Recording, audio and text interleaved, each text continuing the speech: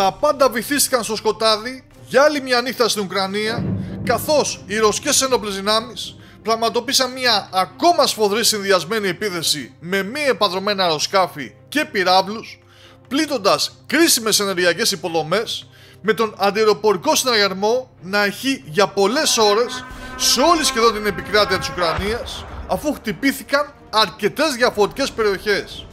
Όπως μάλιστα ανακοίνωσε πριν από λίγο το Ρωσικό Υπουργείο Άμυνας, η απόψινή επίθεση ήταν η απάντηση της Ρωσίας στις ουκρανικές τρομοκρατικές επιθέσεις κατά πολιτικών στόχων στο ρωσικό έδαφος, λέγοντας ότι χρησιμοποιήθηκαν όπλα ακριβίας και μεγάλης εμβέλειας που εκτοξεύτηκαν και από την ξηρά και από τη θάλασσα και από τον αέρα. Δηλαδή τα πάντα όλα για άλλη μια φορά, ώστε να εκδικηθούν τα ουκρανικά χτυπήματα. Μάλιστα το Ρωσικό Υπουργείο επισήμανε ότι χρησιμοποιήθηκαν και υπερηχητικοί πύραυλοι Κινζάλ.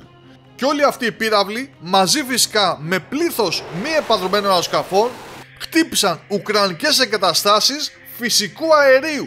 που σημαίνει ότι ο χειμώνας για τους Ουκρανούς θα είναι πάρα πολύ δύσκολος, αν σκεφτούμε κιόλας ότι προφανώς οι ρωσικές επιθέσεις θα συνεχιστούν και τις επόμενες ημέρες.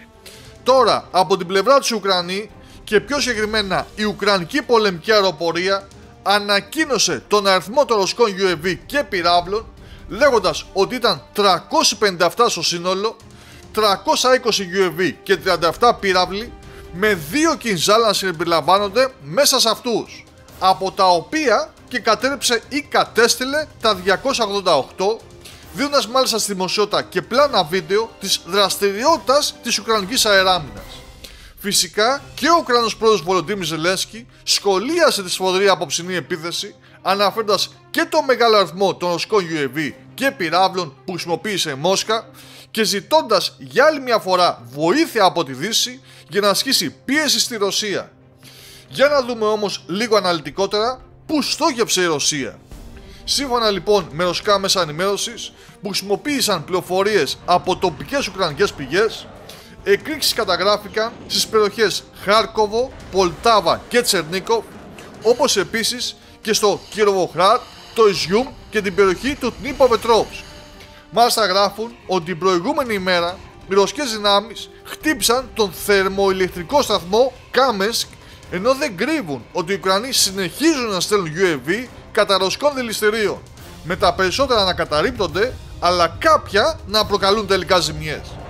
Σε κάθε περίπτωση είναι πια ολοφάνερο ότι η Μόσχα βυθίζει στο σκοτάδι την Ουκρανία, καθώς βρισκόμαστε λίγο πριν μπει ο χειμώνας, για τον οποίο υπάρχουν μετεωρολογικές προβλέψεις ότι θα είναι πάρα πολύ βαρύς, ειδικά στην κεντρική και βόρεια Ευρώπη.